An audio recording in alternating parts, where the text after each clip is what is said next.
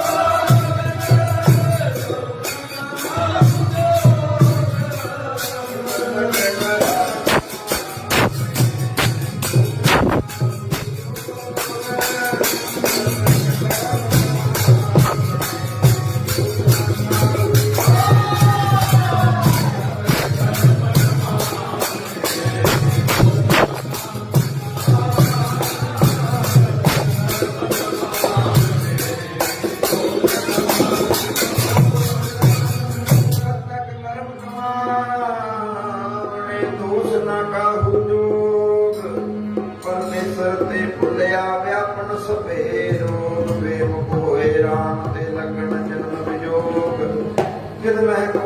कौड़े होए गए जितड़े माया भोग विच न कोई कर सकै किस थैरो वे रोज हज कीता कछु न हो गई दिल गया तुरे सन जो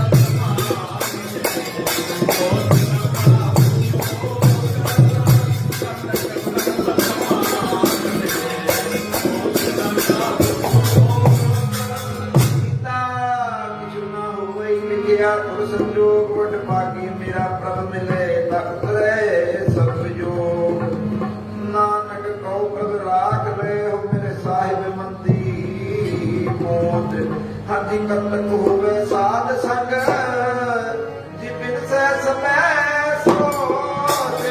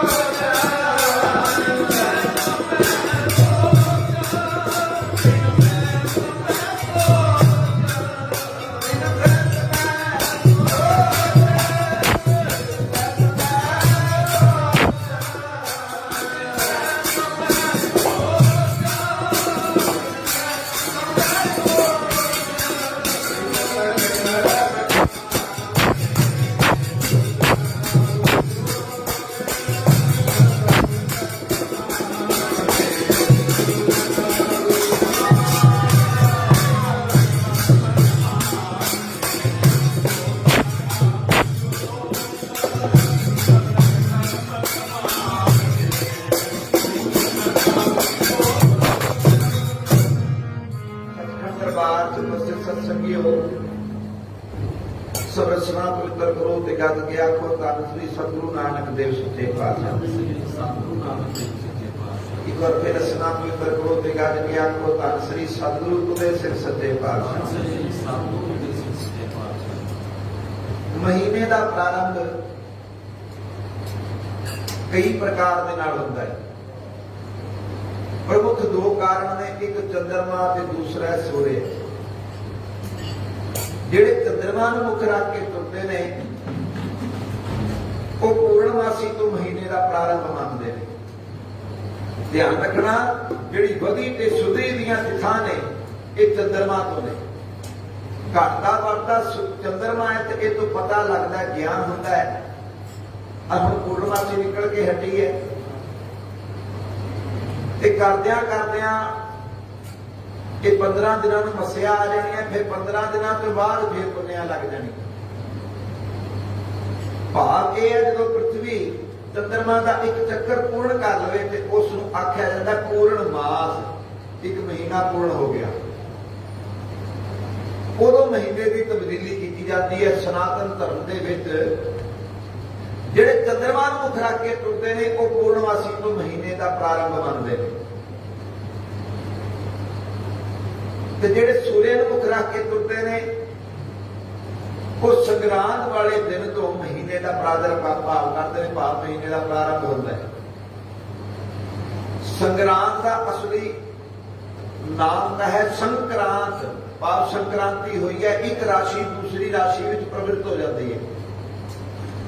ਰਾਸ਼ੀਆਂ 12 ਹੁੰਦੀਆਂ ਨੇ, ਇਹ ਹੁੰਦੀਆਂ ਨੇ ਸੂਰਜ ਦੇ ਨਾਲ, ਤੇ ਨਕਸ਼ਤਰ ਹੁੰਦੇ ਨੇ 27, ਇਹ ਹੁੰਦੇ ਨੇ ਚੰਦਰਮਾ ਦੇ ਨਾਲ। ਇਹਨਾਂ ਦੀ ਗਿਣਤੀ ਦੇ ਨਾਲ ਇਹ ਸਾਰਾ ਜੀਵਨ ਚੱਕਰ, ਸਾਰਾ ਕਾਲ ਚੱਕਰ ਚੱਲ ਰਿਹਾ ਹੈ।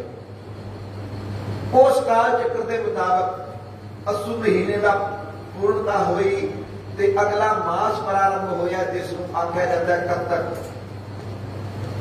ਤੇ ਸਾਹਿਬ ਸ੍ਰੀ ਸਤਿਗੁਰੂ ਗੁਰੂ ਅਰਜਨ ਦੇਵ ਸੱਚੇ ਪਾਤਸ਼ਾਹ ਜੀ ਨੇ ਕੱਤਕ ਕਰਮ ਕਮਾਵਣੇ ਦੋਸ਼ ਨਾ ਕਾਹੂ ਜੋਗ, ਪਰਮੇਸ਼ਰ ਤੇ ਭੁੱਲਿਆ ਵਿਆਪਣ ਸਭੇ ਰੋਗ। ਇੱਕ ਗੁਰੂ ਨੂੰ ਭੁੱਲਣ ਕਰਕੇ ਸੰਸਾਰ ਦੇ ਸਾਰੇ ਦੁੱਖ ਉਸ ਨੂੰ ਵਿਆਪ ਜਾਂਦੇ ਨੇ, ਜਿਹੜਾ ਗੁਰੂ ਦਾ ਬੇਮੁਖ ਹੋ ਜਾਂਦਾ, ਜਿਹੜਾ ਗੁਰੂ ਤੋਂ ਦੂਰ ਹੋ ਜਾਂਦਾ। ਸੋ ਖੈਰ ਕਰਦਿਆਂ ਸਤਿਗੁਰ ਦੀ ਇਸ ਸ਼ਬਦ ਦੇ ਅੰਤ ਵਿੱਚ ਆਂਦੇ ਨੇ ਕੱਤਕ ਹੋਵੇ ਸਾਧ ਸੰਗ। ਜੇ ਕਿਤੇ ਸਾਧੂਆਂ ਸੰਤਾਂ ਦੀ ਸੰਗਤ ਹੋ ਜਾਵੇ ਤੇ ਹੁੰਦਾ ਕੀ ਹੈ, ਪਿਰਸੇ ਸਭੇ ਸੋਚ। ਪੁਰਾਣੇ ਕੀਤੇ ਹੋਏ ਕਰਮ ਤੇ ਉਹਨਾਂ ਦੀ ਕਰਮ ਗਤੀ ਵੀ ਸੰਤ ਜਦੋਂ ਆਉਂਦੇ ਨੇ ਆਪਣੀ ਰਜਾ ਅਨੁਸਾਰ ਤੇ ਉਹ ਸਾਰਿਆਂ ਦਾ ਖੰਡਨ ਕਰ ਛੱਡਦੇ ਨੇ, ਸਾਰਿਆਂ ਦਾ ਮਲੀਆ ਮੇਟ ਕਰ ਛੱਡਦੇ ਨੇ। ਪਿਛਲੇ ਕੀਤੇ ਹੋਏ ਗੁਨਾਹ ਸਾਰੇ ਸੰਤ ਮਾਫ ਕਰਾ ਛੱਡਦੇ ਨੇ। ਇੱਕ ਥਾਂ ਤੇ ਸਾਹਿਬ ਸ੍ਰੀ ਸਤਿਗੁਰੂ ਅਰਜਨ ਦੇਵ ਸੱਚੇ ਪਾਤਸ਼ਾਹ ਫਰਮਾਨ ਕਰਦੇ ਨੇ, ਆਂਦੇ ਨੇ ਸੰਤਨ ਸਿਓ ਮੇਰੀ ਲੇਵਾ ਦੇਵੀ, ਸੰਤਨ ਸਿਓ ਵਿਵਹਾਰਾ। ਲੈਣਾ ਦੇਣਾ ਚੋਰਾਂ ਦਾ ਚੋਰਾਂ ਦੇ ਨਾਲ ਤੇ ਸਾਧੂਆਂ ਦਾ ਸਾਧੂਆਂ ਦੇ ਨਾਲ। ਸਤਿਗੁਰੂ ਜੀ ਆਂਦੇ ਸੰਤਨ ਸਿਓ ਮੇਰੀ ਲੇਵਾ ਦੇਵੀ, ਸੰਤਨ ਸਿਓ ਵਿਵਹਾਰਾ। ਸੰਤਨ ਸਿਓ ਹਮਲਾਹਾ ਖਾਟਿਆ ਹਰ ਭਗਤ ਪਰੇ ਭੰਡਾਰਾ।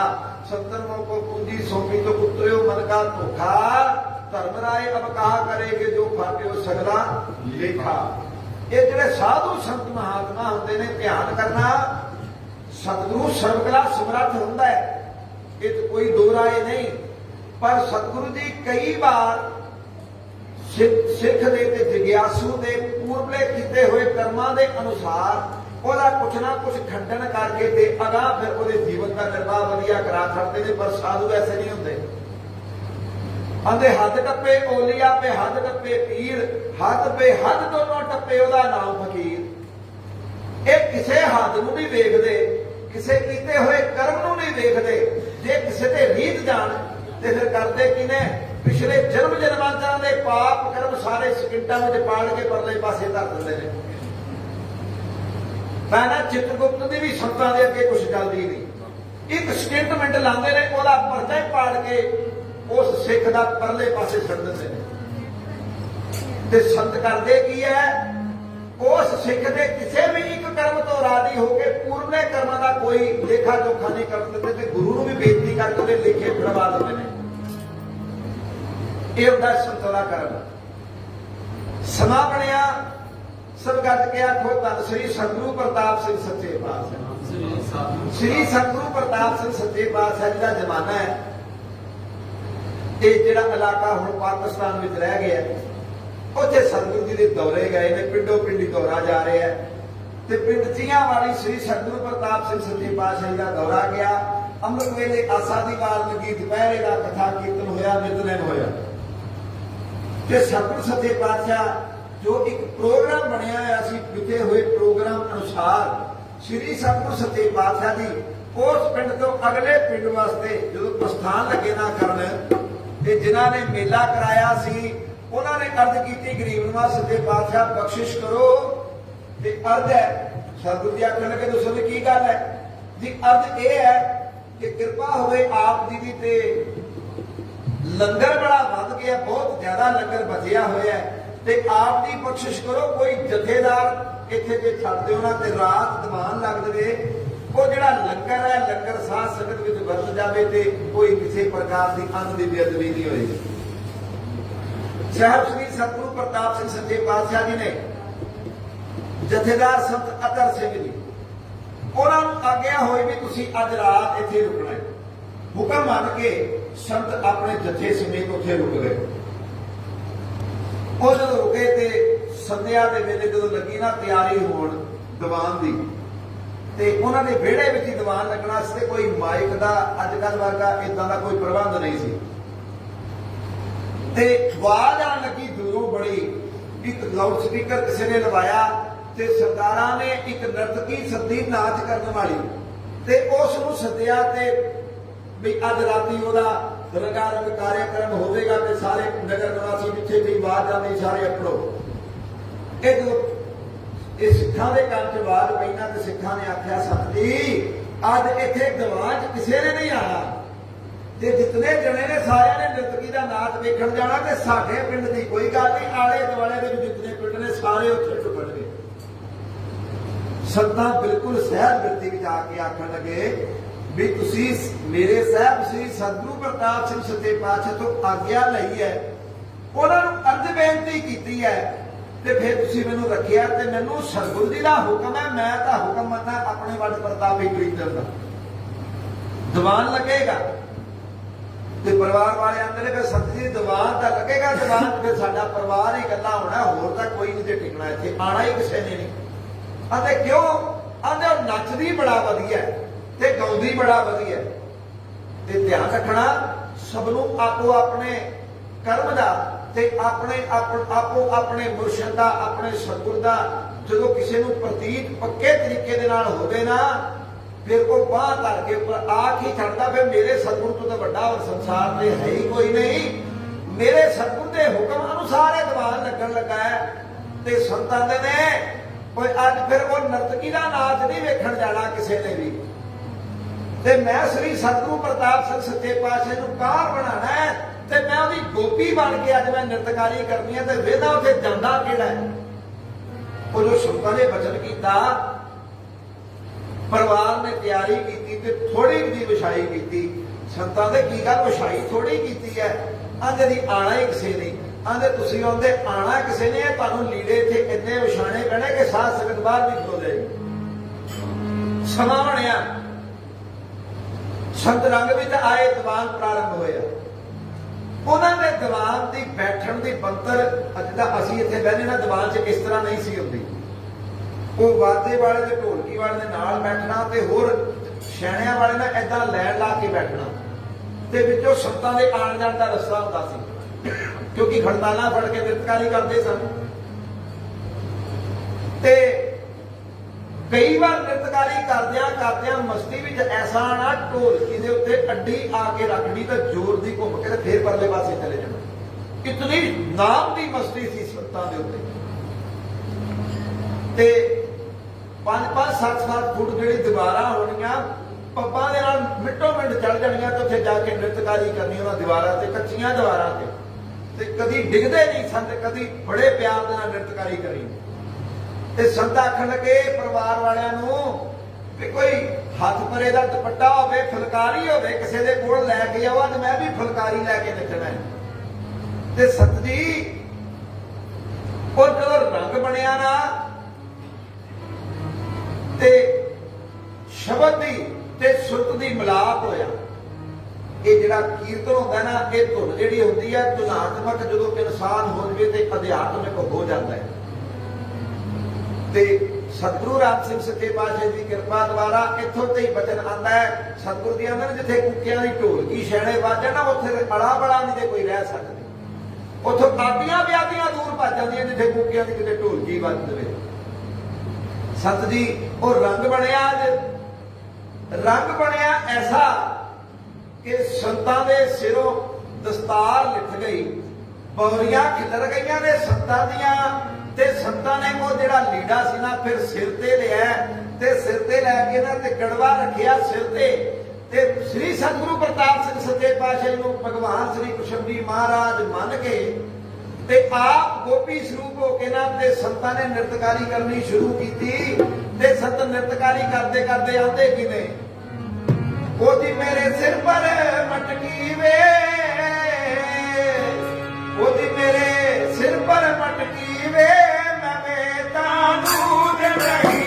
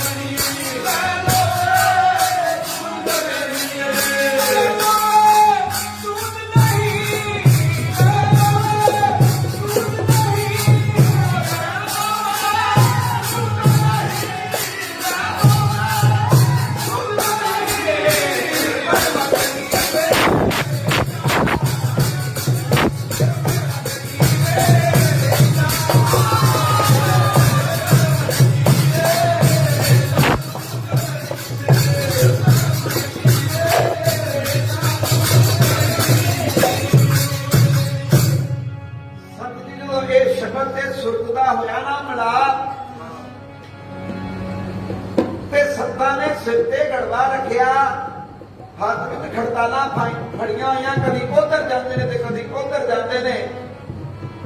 ਤੇ ਸੰਤ ਜੀ ਜਿਹੜੇ ਕੋ ਜਾਂਦੇ ਸਨ ਨਾ ਨਰਤਕੀ ਵੱਲ ਨਾਚ ਵੇਖਣ ਨੂੰ, ਇਹ ਕੋਈ ਜਾ ਹੀ ਨਾ ਸਕਿਆ। ਐਸੀ ਮਿਕਨਾਤੀਸੀ ਲਾਈ ਕਿ ਸਾਰੇ ਪ੍ਰਭਾਵਿਤ ਹੋ ਕੇ ਇਸ ਸ਼ਬਦ ਤੋਂ ਪ੍ਰਭਾਵਿਤ ਹੋ ਕੇ ਇੱਥੇ ਆ ਗਏ। इतनी साध संगत हुई कि अंदर ते बाहर चबारे भर गए, लोकी गलियां में खड़े हो गए। ते ਉਹ ਨਰਤਕੀ ਦੇ ਕੋਲ ਕੋਈ ਪਹੁੰਚਿਆ ਨਾ, ਤੇ ਜਦੋਂ ਉਹਨਾਂ ਨੇ ਵੀ ਆਪਣੇ ਸੁਰ ਸਿੱਧੇ ਕੀਤੇ, ਸਾਹ ਸਿੱਧੇ ਕਰ ਲਏ ਤੇ ਲੱਗੇ ਨਾ ਆਪਣਾ ਰੰਗ ਰਾਸ ਕਰਨ, ਤੇ ਕੋਈ ਕੱਪੜੇ ਨਾ ਕੋਈ ਪਹੁੰਚੇ ਨਾ। ਤੇ ਸਰਦਾਰਾਂ ਨੇ ਦੇਖਿਆ ਵੀ ਗੱਲ ਕੀ ਬਣੀ ਹੈ ਤੇ ਪਤਾ ਲੱਗਾ ਵੀ ਕੂਕੇ ਦੇ ਘਰ ਦੀਵਾਨ ਲੱਗਾ ਹੋਇਆ। ਸੰਤ ਜੀ ਉਹ ਨਰਤਕੀ ਨੂੰ ਆਖਿਆ ਵੀ ਅੱਜ ਤੂੰ ਰਹਿਣ ਦੇ, ਅੱਜ ਗੱਲ ਨਹੀਂ ਜੇ ਬਣਨੀ। ਕਹਿੰਦੀ ਕਿਉਂ? ਤੇ ਜਦੋਂ ਉਸ ਨਰਤਕੀ ਨੂੰ ਦੱਸਿਆ ਨਾ ਤੇ ਨਰਤਕੀ ਨਾ ਆਪਣੇ ਆਪ ਦਾ ਅਭਿਮਾਨ ਕੀਤਾ, ਆਪਣੇ ਗੁਣ ਦਾ ਅਭਿਮਾਨ ਕੀਤਾ। ਕਹਿੰਦੀ ਮੇਰੇ ਤੋਂ ਵੀ ਕੋਈ ਸੋਹਣਾ ਹੋਵੇ ਤੇ ਮੇਰੇ ਤੇ ਕੋਈ ਸੋਹਣਾ ਨੱਚੇ, ਇਹ ਕਿਸ ਤਰ੍ਹਾਂ ਹੋ ਸਕਦਾ ਹੈ? ਇੱਕ ਪੁਰਸ਼ ਹੋ ਕੇ ਮੇਰੇ ਤੋਂ ਵਧੀਆ ਕਿਸ ਤਰ੍ਹਾਂ ਨੱਚ ਸਕਦਾ ਹੈ? ਸੰਤੀ ਉਹ ਨਰਤਕੀ ਜਿਹੜੀ ਸੀ ਨਾ, ਉਹ ਆਂਦੀ ਮੈਂ ਜਾ ਕੇ ਵੇਖਾਂ ਤੇ ਪਤਾ ਲੱਗੇ ਮੈਨੂੰ। ਉਹ ਨਰਤਕੀ ਦੀਵਾਨ ਦੇ ਵਿੱਚ ਆਈ, ਦੀਵਾਨ 'ਚ ਆਈ ਤੇ ਸੰਤਾਂ ਦਾ ਰੰਗ ਚੜਿਆ ਹੋਇਆ ਅਸਮਾਨੀ, ਤੇ ਸੰਤ ਜਿਹੜੇ ਨਾ ਪ੍ਰੇਮ ਦੇ ਵਿੱਚ ਭਿੱਜੇ ਹੋਏ। ਇਹ ਸੰਤਾਂ ਦਾ ਜਦੋਂ ਹਾਲ ਵੇਖਿਆ ਨਾ ਤੇ ਸੰਤਾਂ ਨੇ ਉਦੋਂ ਤੱਕ ਮਟਕੀ ਦੀ ਗੱਲ ਸੁਣਾਈ ਸੀ ਨਾ, ਤੇ ਜਦੋਂ ਨਰਤਕੀ ਆਈ ਨਾ ਤੇ ਸਤਿਗੁਰੂ ਪ੍ਰਤਾਪ ਸਿੰਘ ਸੱਚੇ ਪਾਤਸ਼ਾਹ ਨੂੰ ਕਾਨ ਜਾਣ ਕੇ ਤੇ ਸੰਤਾਂ ਦੇ ਕੀ ਨੇ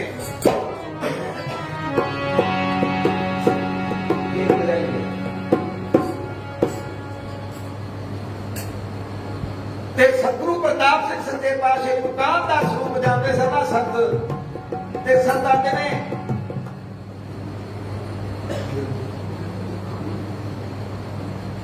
ਉਹ ਤੇਰੀ ਬੰਸੀ ਮੇਰਾ ਮਨ ਹੋਇਆ ਕਾਨਾ ਫੇਰ ਬਜਾਈ ਵੇ, ਫੇਰ ਬਜਾਈ ਵੇ, ਫੇਰ ਬਜਾਈ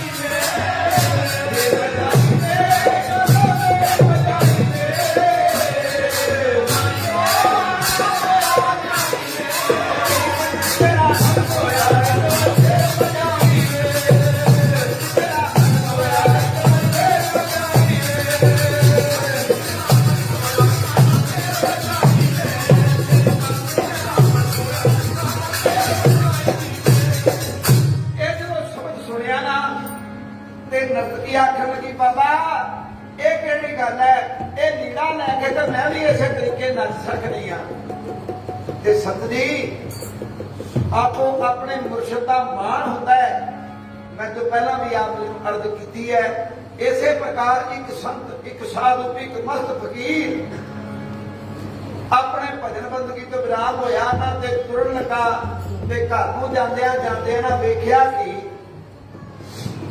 ਇੱਕ ਇਸਤਰੀ ਆਪਣੇ ਛੱਤ ਦੇ ਨਾਲ ਕੇਸ ਹਰੇ ਪਈ ਕਰੇ ਤੇ ਉਹਦੀ ਸੁੰਦਰਤਾ ਵੇਖ ਕੇ ਨਾ ਉਹ ਸਾਧੂ ਆਂਦਾ ਹੈ, ਹੇ ਭਗਵਾਨ, ਹੇ ਈਸ਼ਵਰ, ਤੂੰ ਇਤਨਾ ਸੋਹਣਾ ਹੈ।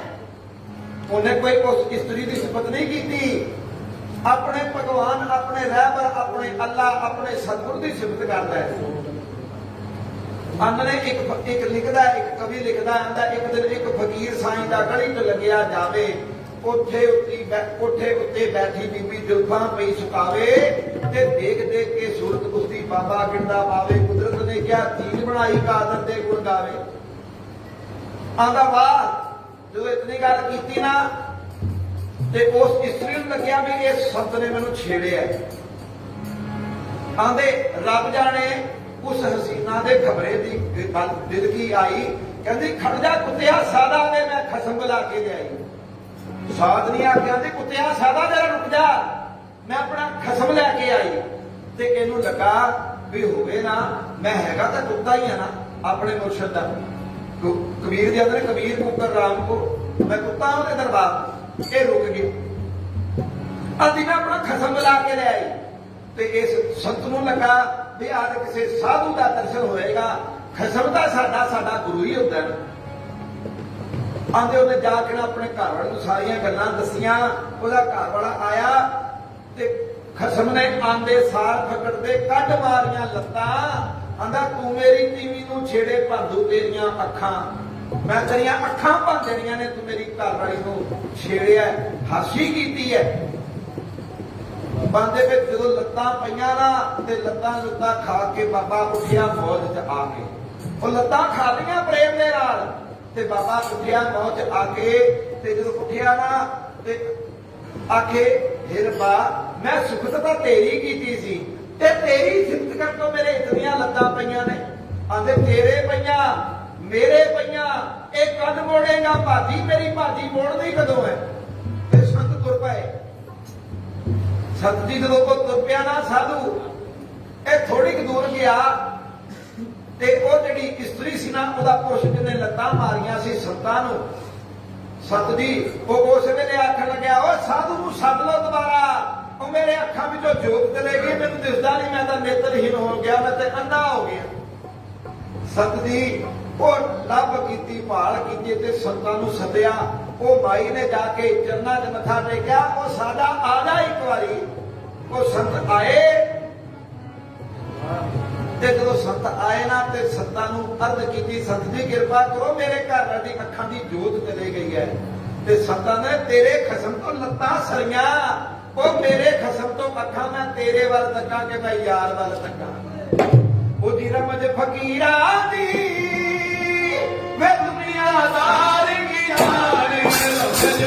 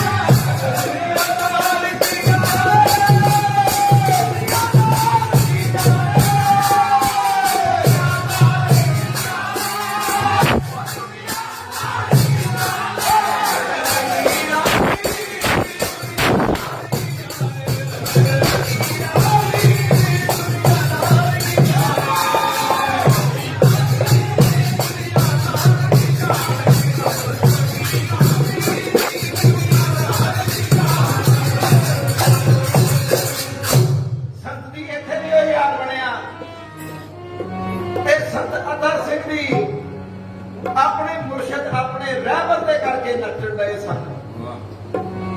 आसा दी बात है मैं नचन कुदन मन का चाओ पर केदे नानक जिन मन भाओ ते ना मन पाओ।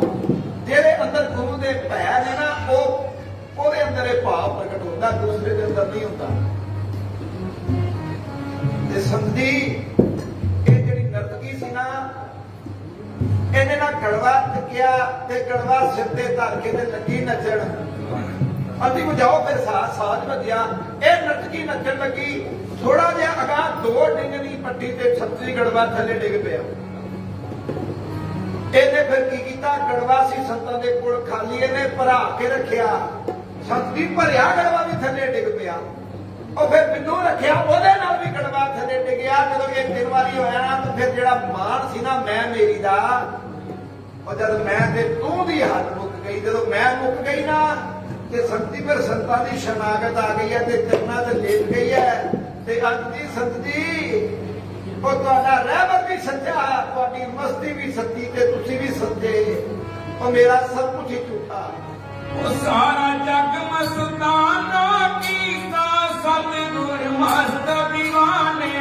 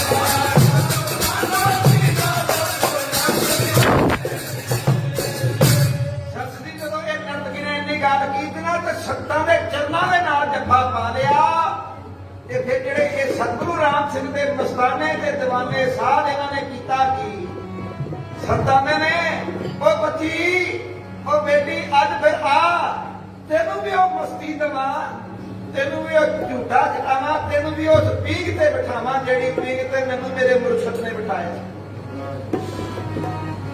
उदी रमज फकीरा दी वे दुनियादारी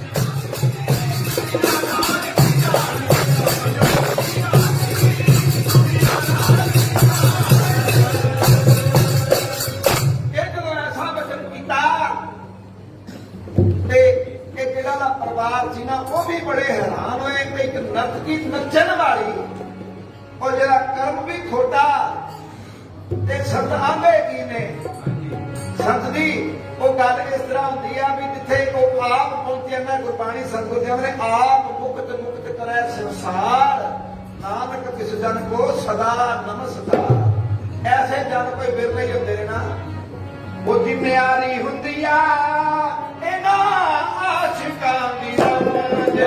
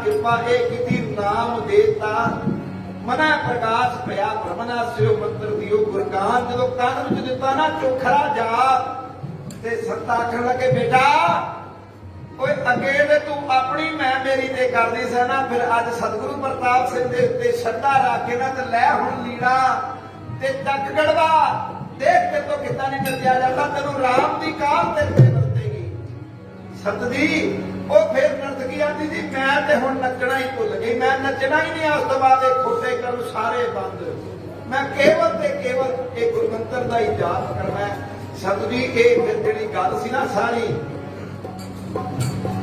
ਕਈ ਐਸੇ ਹੁੰਦੇ ਨੇ ਮਹਾਂਪੁਰਖ ਜਿਨ੍ਹਾਂ ਦਾ ਕੇਵਲ ਇੱਕੋ ਹੀ ਕੰਮ ਹੁੰਦਾ ਸ਼ਿਕਾਇਤ ਕਰਨਾ ਤੋੜਨਾ ਕਈਆਂ ਦਾ ਸੁਭਾਅ ਹੁੰਦਾ ਆਪੋ ਆਪਣੀ ਸੁਰਤ ਹੈ ਸੰਦੀ ਆਪੋ ਆਪਣੀ ਮਿਰਦੀ ਹੈ किसी ने जाके सतगुरु प्रताप सिंह सच्चे पातशाह दे कोल लाई शिकायत और तुसी तो ते संतां नूं छड्ड के आए से संतां ने तो दीवान दे विच नर्तकियां नचातीआं नच्चण वालियां नूं संतां ने दीवान च नचाया सतगुरु दी एक दो गल पूरी बना के करन वाले ने कीती ना शिकायत ਇਹ ਸਤਿਗੁਰੂ ਪ੍ਰਤਾਪ ਸਿੰਘ ਸੱਚੇ ਪਾਤਸ਼ਾਹ ਜੀ ਨੇ ਇਹ ਜਦੋਂ ਸਤ ਗਏ ਤੇ ਸਤਿਗੁਰੂ ਪ੍ਰਤਾਪ ਸਿੰਘ ਸੱਚੇ ਪਾਤਸ਼ਾਹ ਥੋੜੇ ਜਿਹੇ ਕਰਮ ਹੋ ਕੇ ਬੋਲੇ, ਸਤ ਜੀ ਕੀ ਕਰਕੇ ਆਏ ਹੋ ਦੀਵਾਨ ਚ?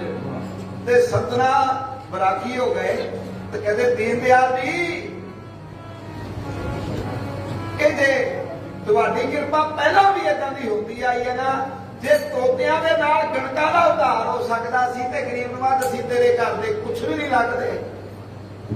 ਤੇ ਸੰਤ ਜੀ ਸਤਿਗੁਰੂ ਪ੍ਰਤਾਪ ਸਿੰਘ ਸੱਚੇ ਪਾਤਸ਼ਾਹ ਵੀ ਵਿਰਾਗੀ ਹੋ ਗਏ, ਸੰਤ ਵੀ ਵਿਰਾਗੀ ਹੋ ਗਏ ਕਿ ਆਖਟ ਕੇ ਗਰੀਬ ਨਵਾਜ਼ ਜਿਹੜੇ ਨਾਮ ਦੀ ਕਾਰ ਤੁਸੀਂ ਬਖਸ਼ੀ ਹੋਈ ਹੈ ਨਾ, ਉਹ ਨਰਤਕੀ ਆਈ ਉਹਨੇ ਮਾਫੀਆਂ ਮੰਗੀਆਂ ਨੇ ਤੁਹਾਡੇ ਦਰਬਾਰ ਦੇ ਵਿੱਚ ਤੇ ਫਿਰ ਉਹਨਾਂ ਤੇ ਮੇਰੇ ਤੋਂ ਰਿਹਾ ਹੀ ਨਾ ਗਿਆ ਤੇ ਮੈਂ ਤੁਹਾਡੇ ਨਾਮ ਤੇ ਚੜ੍ਹ ਦਿੱਤੀ ਹੈ ਤੇ ਮੈਂ ਨਾਮ ਦੇ ਛੱਡਿਆ ਉਸ ਨੂੰ ਤੇ ਉਸ ਨੇ ਆਪਣੇ ਸਾਰੇ ਕੁਕਰਮ ਬੰਦ ਕਰ ਦਿੱਤੇ।